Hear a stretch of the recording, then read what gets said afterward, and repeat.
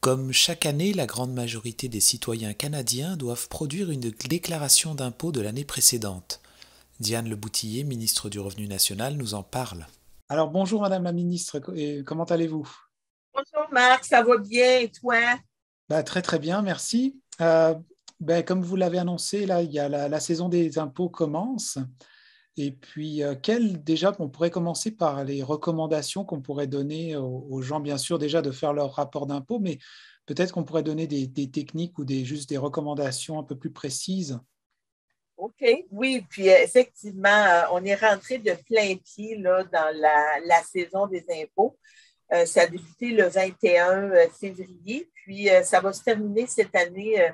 En principe, la saison des impôts se termine le 30 avril, mais comme cette année, le 30 avril est un samedi, on va prolonger jusqu'au 2 mai. Les gens ont différentes façons là, de pouvoir produire leur déclaration de revenus. Je dirais, pendant la période de la COVID, on a vraiment eu là, une augmentation dans mondossier.ca où les gens produisent leur déclaration de revenus de façon électronique. Donc, mais on a aussi des gens qui remplissent encore leur déclaration de revenus en version papier. Puis on a des gens aussi pour des revenus qui sont à revenus fixes. On a même la possibilité au niveau du gouvernement fédéral de pouvoir remplir sa déclaration de revenus par téléphone. C'est en pesant là, parce qu'un revenu fixe, c'est bien peser sur le 1 ou peser sur le 2. Là, ça fait qu'il y a différentes façons. Puis aussi, d'aller chercher de l'information. Je sais que pour beaucoup de gens, c'est complexe produire sa déclaration de revenus. On a des centres d'appel. Les gens peuvent nous contacter à travers le Canada. On a augmenté les heures de couverture là, pendant la saison là, des impôts. Et j'encourage aussi les gens qui sont plus à l'aise avec l'électronique de pouvoir aller sur nos sites Internet où ils peuvent avoir là, beaucoup de réponses à leurs questions. Et on a même un robot, Charlie, qui est en mesure là, de pouvoir répondre à des questions. Puis, je vous dirais que plus les gens vont communiquer avec Charlie, meilleur Charlie va devenir. Ça fait qu'on a comme tous une responsabilité là, de rendre Charlie le plus performant possible. D'accord. Mais justement, par rapport au rapport que l'on peut émettre, est-ce qu'il y a des retours d'impôts particuliers on peut faire des demandes? Est-ce que parce qu'il y a eu la pandémie ou d'autres raisons, les gens peuvent avoir accès? Vous faites bien, là, Marc, de poser la question. C'est la deuxième année là, où on produit les déclarations de revenus avec des programmes là, qui ont été mis en place pendant la pandémie, d'où le fait que les gens puissent avoir là, plus de questions. Mais on a mis en place, c'est pour ça aussi, là, qu'on disait l'importance de remplir sa déclaration de revenus, on a mis en place, on a un crédit d'impôt pour les travailleurs à la maison qui étaient en télétravail, un crédit d'impôt là, de 500 $. On a des crédits d'impôt aussi pour les travailleurs à plus faible revenu cette année qui va toucher là, plus d'1 million de travailleurs à travers le Canada. Puis aussi, quand on remplit sa déclaration de revenus, c'est ce qui nous permet aussi en juillet pour les familles de faire les ajustements avec l'allocation canadienne aux enfants, le supplément du revenu garanti. Donc, même si tu es un étudiant qui n'a pas eu de revenus cette année, les gens doivent faire leur déclaration de revenus parce qu'il y a des crédits comme TPS, TVQ qui peuvent recevoir. Donc, d'où l'importance de faire sa déclaration de revenus. Puis je vous dirais, on dit, tu sais, jusqu'à ta mort, parce que même après que tu décèdes, ceux qui vont s'occuper là, de finaliser là, tout ce qui touche à tes biens doivent produire une déclaration de revenus là, pour la personne qui est décédée. Donc, ça montre à quel point c'est important là, pour chacun de faire sa déclaration de revenus. Puis moi, honnêtement, là, je préfère que ce soit que les gens aient cet argent-là dans leur poche plutôt que cet argent-là demeure dans les coffres du gouvernement. Alors, on peut produire effectivement le rapport version papier, version électronique. On peut se faire aider par des compagnies, des gens. Mais vous parliez tout à l'heure effectivement que c'est une période de l'année où il peut y avoir beaucoup de fraude.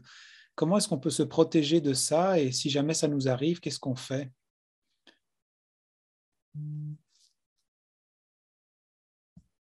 Dans cette période-ci de l'année, sont très agressifs.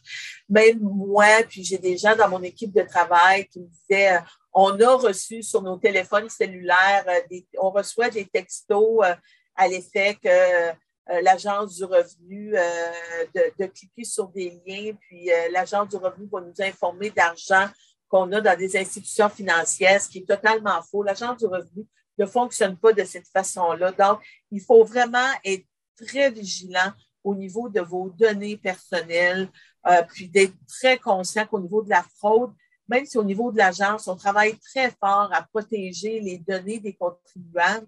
Comme contribuable aussi, on a une responsabilité, donc, de changer nos mots de passe, ça devient important. Puis, n'allez pas cliquer sur des liens là, de gens qui vont s'essayer là, de vous soutirer vos données personnelles, puis de vous soutirer de l'argent. Donc, il faut vraiment être très vigilant là, en cette période-ci de l'année. D'accord. Et juste pour pour conclure avec ce sujet de l'impôt, jusqu'à quand on peut produire notre déclaration? Et puis, qu'on soit une entreprise ou qu'on soit un particulier, vous parliez d'une prolongation, mais je crois qu'il y a des délais différents, hein, c'est ça?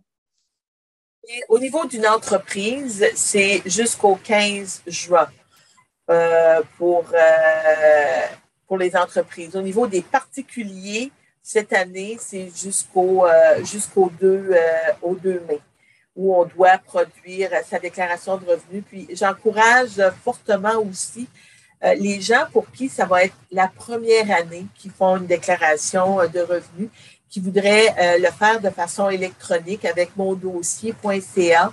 Les gens doivent contacter l'Agence du revenu. L'agence va leur envoyer par la poste, ça prend de 10 à 12 jours, vont leur envoyer un code auquel ils vont pouvoir, lorsqu'ils vont se brancher, vont pouvoir utiliser le code. Donc, de ne pas attendre à la fin de la saison des impôts pour faire leur demande, justement pour ne pas être pénalisés. Donc, et ceux qui peuvent le plus rapidement possible produire ou faire produire leur déclaration de revenus, puis d'aller vers des préparateurs d'impôts, d'aller vers des gens pour qui c'est le métier. Parce que souvent, des fois, on entend encore parler, moi, là, j'ai quelqu'un que je connais, mon cousin ou quelqu'un dans le village, il donne 20 pièces, il me remplit là, ma déclaration de revenus.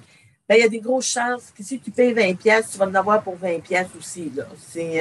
Fait qu'aller vers les gens qui connaissent ça, pour qui c'est le métier, parce que les impôts, c'est complexe. Puis si vous voulez vraiment avoir accès à toutes vos prestations, puis il y a certaines prestations, pour ceux qui ne le savent pas, mais on regarde au niveau des personnes handicapées, où on peut reculer jusqu'à 10 ans là, en arrière pour recevoir ces montants-là qui nous sont dus. Donc, puis on a, je vous dirais, là, le 3/4 des Canadiens font faire leur déclaration de revenus par un tiers. Mais il y a aussi des outils qui sont homologués là, puis accrédités par l'Agence du revenu. Ça fait qu'on peut aller sur imponet.ca, puis on va avoir aussi ça va nous amener, là, c'est comme le chemin qui nous amène vers ce qu'on doit savoir, ce qu'on peut utiliser, puis qui est fait là, vraiment de façon sécuritaire. Merci pour toutes ces informations et merci beaucoup pour votre temps. Et puis, on se reparlera peut-être un peu plus tard pour d'autres sujets d'actualité. Parfait. Fait que bonne saison des impôts à tout le monde. Merci.